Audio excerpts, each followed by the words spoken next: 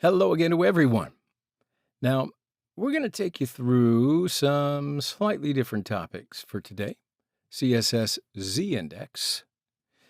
Now, before I start the next part of our project, I do want to explain this subject in, well, some pretty decent detail because I want you to have a look here. There are boxes that overlap in this section of our page. But to date, we've always positioned boxes side by side or on the bottom. So that means that we've always used the X and Y axes. We've never packed the boxes, and we've never used the Z axis. Here we're going to learn the information that we need so that we can use that Z axis and overlap the boxes. You get me? All right, so let's start by creating a new HTML and CSS file, because I'm not going to want to mess with the code in the project.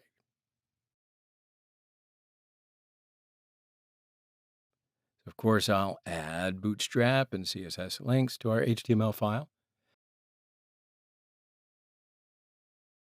Now I'll create 3 boxes. I'll use green, blue, and yellow classes, respectively. And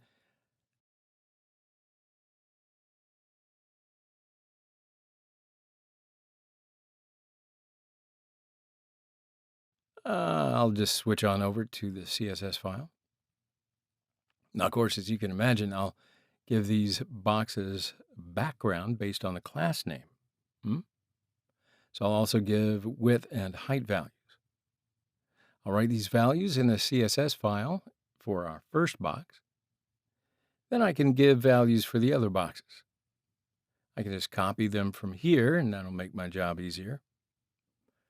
Of course, I'll just change it where it's necessary. And yep, when we open our page, our green, blue, and yellow boxes are ready. And see how the 3 boxes are placed, one right after another. So now we want to overlap these boxes. And as we've seen before, the order in which we create the divs in our HTML file, that's the order that they show up sequentially. Because, as you know from CSS, the default position value of these divs is static. So what do you think? How can we stack these boxes before talking about our Z-index properties? So one of them may be to use these divs intertwined. As you can see, our second box is on the first box. But we know that when we use it this way, box 2 and box 1 are not hierarchically the same.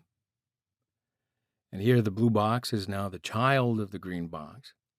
And we know that child elements are dependent on parent. But when they have the same hierarchy, they are ranked the same way. So now let's look at it this way. You can also use the position properties. So what happens if we give position absolute to all boxes? Yeah, of course our boxes will overlap. And since it's all the same size, it looks like it's just one yellow box. But we know that at the bottom there is the green and then the blue and then the yellow. So we can also see this over here just by putting in inspect, and here they are, all the same position now.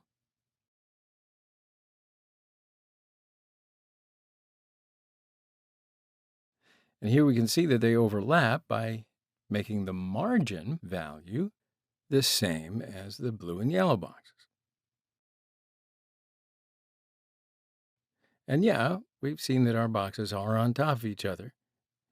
And the HTML is sorted in the order that they're located. And when we change the location in the HTML file, the rankings here change. And we see that here too.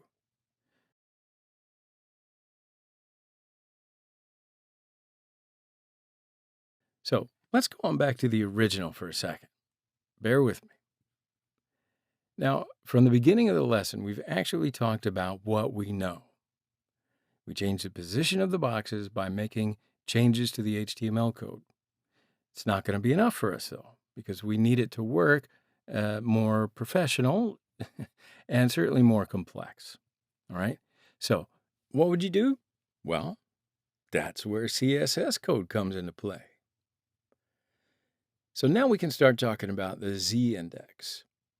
First, we can say default z-index values of all elements are 0.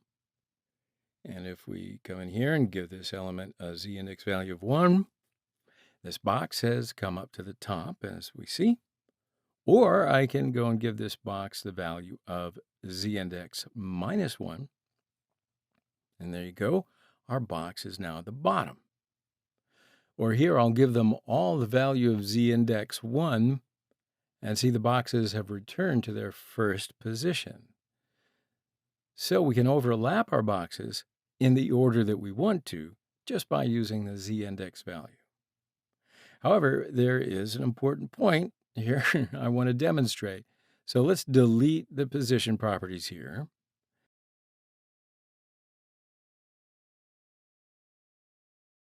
And we'll set z indexes to be 1, 0, and minus 1, respectively.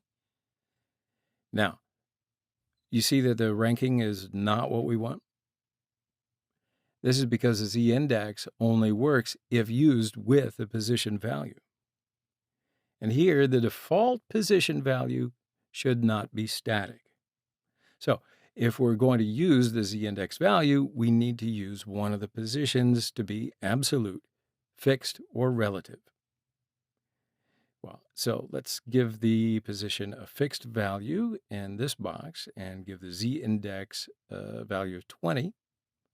And there it is. It's up at the top.